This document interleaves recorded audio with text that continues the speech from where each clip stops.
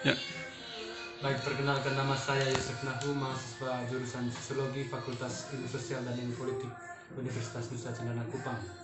Pada kesempatan ini saya ingin menjelaskan sedikit mengenai salah satu buku yang berjudul Kewirausahaan dan Kesejahteraan Sosial.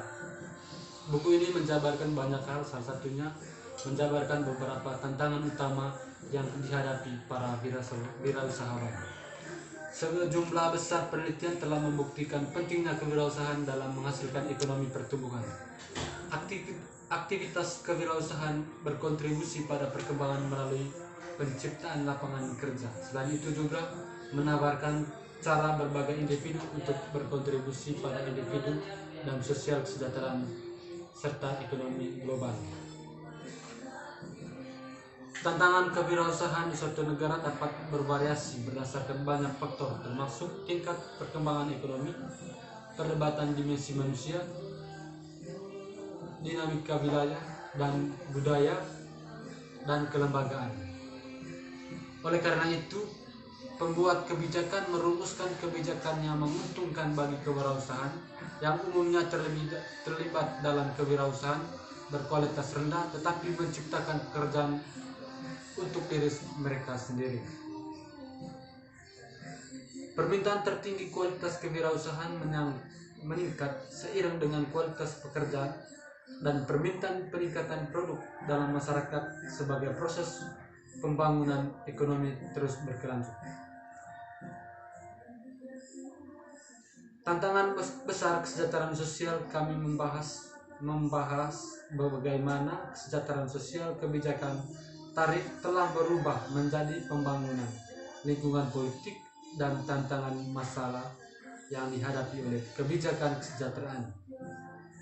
Banyak negara maju menyediakan layanan kesejahteraan kepada warga negaranya, seperti tunjangan pengangguran, perlindungan pasar tenaga kerja, tenaga publik sistem ion, layanan perlindungan sosial, dan sebagainya. Layanan ini mempengaruhi bagaimana sebuah individu terlibat dalam pasar tenaga kerja, seperti keputusan untuk melakukan suatu pekerjaan, toleransi risiko, dan perencanaan jangka panjang. Banyak perkembangan dan permunculan negara-negara tertarik untuk mengadopsi beberapa dari kebijakan ini yang dapat meningkatkan kesejahteraan manusia. Tetapi mereka tidak menghadapi tantangan cara untuk hadir dalam negara maju.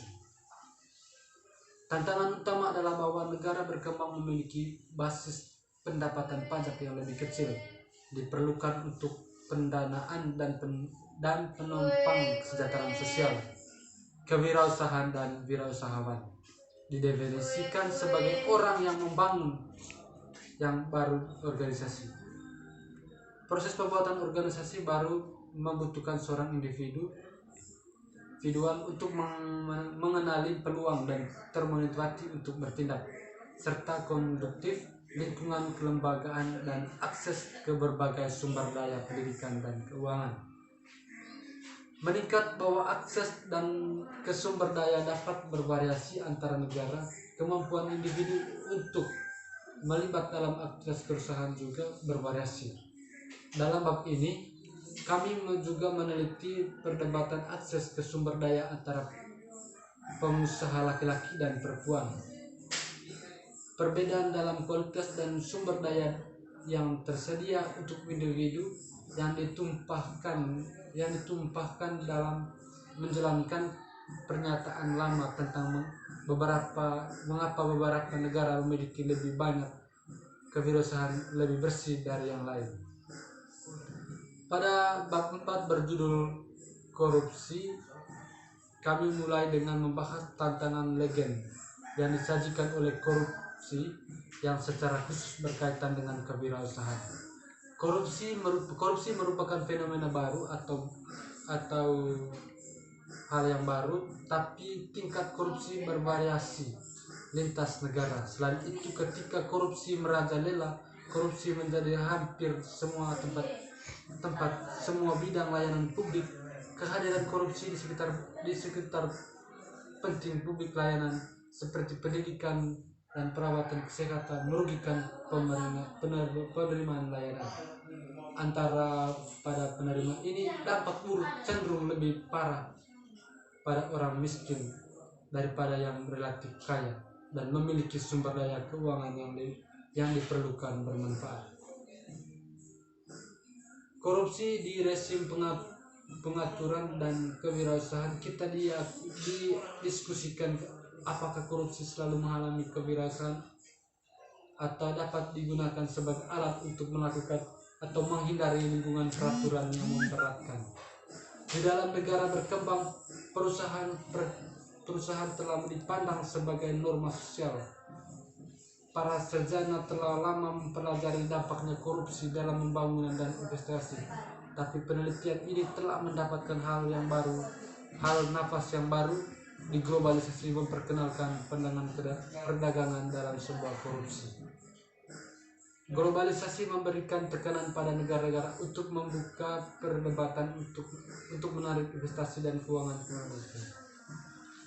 Tetapi investasi suatu negara tidak berubah secepat aktivitas ekonomi lintas negara.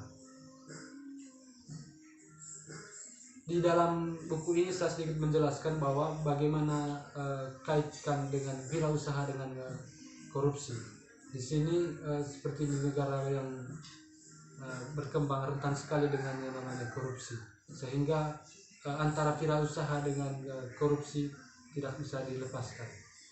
Majunya sebuah perusahaan itu tergantung bagaimana orang bagaimana orang di dalamnya, apakah berperilaku korupsi atau tidak, sehingga bisa meningkatkan kewirausahaan itu sendiri. Sehingga di sini juga berkaitan dengan soal pendidikan dari individu tertentu, bahwa soal pendidikan itu tidak menjamin korupsi atau tidak. Bisa jadi dengan pendidikan tinggi bisa membawa atau bisa membuat sebuah korupsi yang lebih baik. Sedangkan di bab 6 berjudul interaksi korupsi, kewirausahaan dan kesejahteraan sosial, dalam bab 6 ini kami mengeksplorasi bagaimana korupsi mempengaruhi distribusi pendapatan yang dilakukan kewirausahaan, sehingga bila mana terjadi korupsi dalam kewirausahaan, peningkatan kewirausahaan ini akan semakin menurun karena tingkat kewirausahaan berbeda-beda negara. Kesetaraan pendapatan juga bervariasi. Kegiatan wirausaha baik itu melihat dari pekerjaan, penciptaan organisasi baru, memberikan distribusi kesejahteraan komunitas lokal, tindakan manusia adalah hasil kompromi motivasi dan kolatif.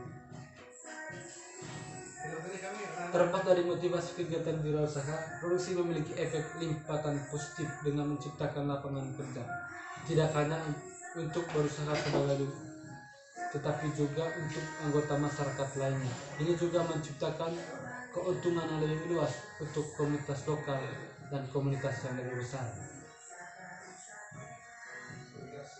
Di epilog kami menyoroti bahwa utama dari buku tersebut ia mengidentifikasikan beberapa di antaranya pelajaran utama dan kesimpulan utama. Kualitas kelembagaan tidak diragukan lagi adalah salah negara kesejahteraan. Dikonseptualisasikan sebagai negara yang berkomitmen untuk menodifikasi permainan kekuatan sosial atau pasar untuk mencapai kesejahteraan, sehingga pada kewirausahaan dan kesejahteraan sosial ini ada sangkut pautnya dalam suatu negara. Suatu negara bila mana kewirausahaannya meningkat, berarti pendapatan negara juga bisa berpengaruh. Bila mana negara hanya modal sumber daya alam yang tidak mendukung dengan kewirausahaan, maka otomatis negara itu tidak ada perkembangan, karena kewirausahaan itu sangat mempengaruhi dengan kesejahteraan sosial. Kewirausahaan bisa menciptakan lapangan kerja, bisa menghilangkan pengangguran, bisa meningkatkan tenaga kerja yang lebih banyak, sehingga kewirausahaan dan kesejahteraan sosial tidak terlepas kedua-duanya.